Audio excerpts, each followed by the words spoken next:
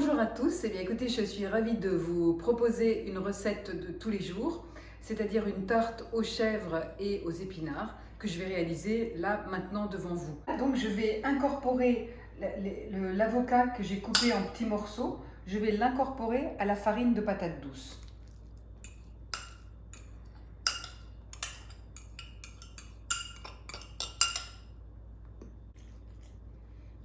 Voilà, je vais mettre de l'eau. Maintenant que la boule est prête, je vais la prendre, je vais l'emmener sur le papier sulfurisé.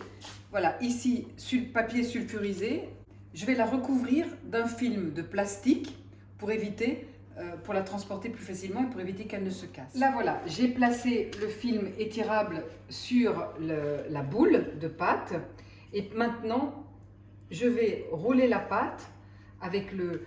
Voilà, je vais aplanir la pâte avec le film de manière à ce que mon rouleau à pâtisserie ne roule pas terrible.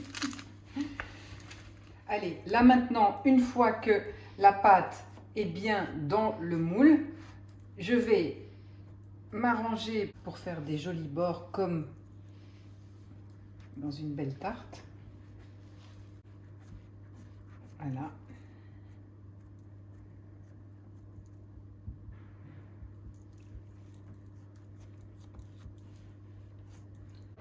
Maintenant que la pâte est terminée, qu'elle est prête, on va passer à la farce et je vais commencer par faire rissoler mes oignons.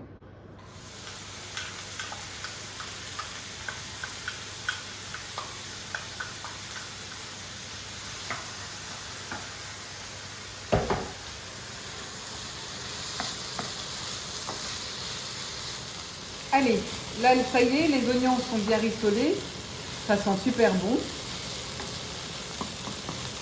Très bien, bon ben je peux arrêter. Là, j'ai mis une cuillère à soupe de farine de patate douce et que je vais délayer avec un petit peu de lait.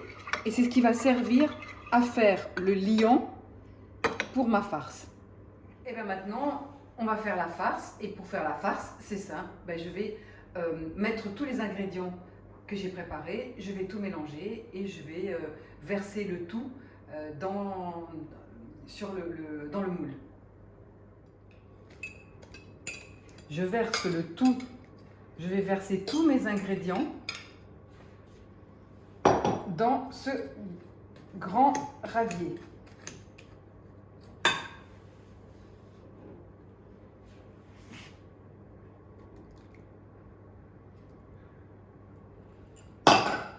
Les œufs.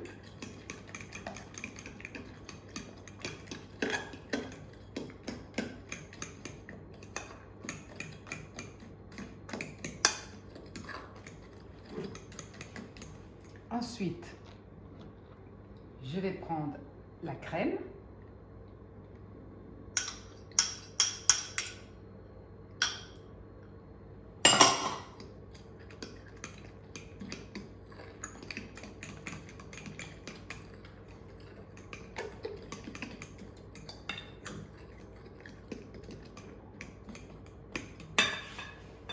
Mes oignons.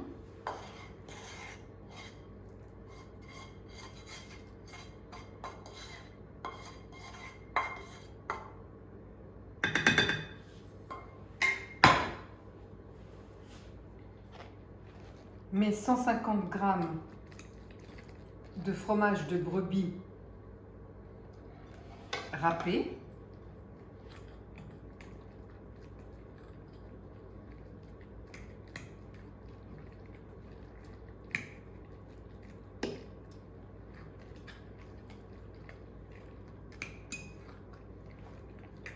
Voilà, je mélange bien.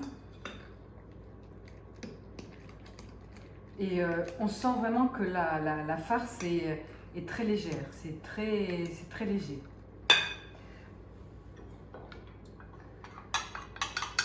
Je mets mon liant.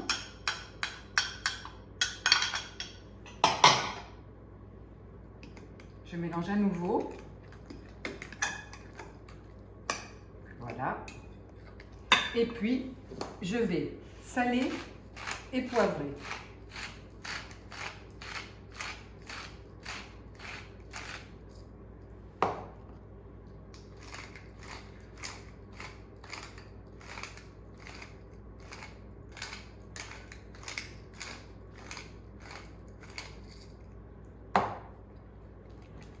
Je mélange à nouveau.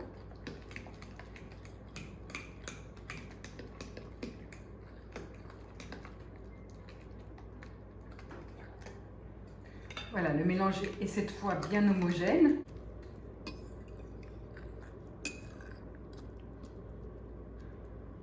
Ça y est, le four est prêt, 180 degrés, le préchauffage est bon, donc je vais pouvoir mettre à cuire ma tarte.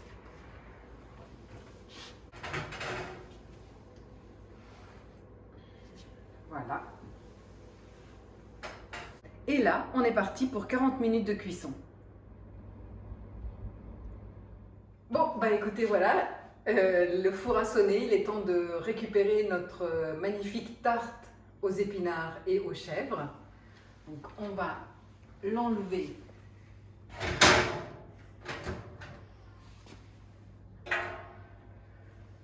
Et voilà, pas mal.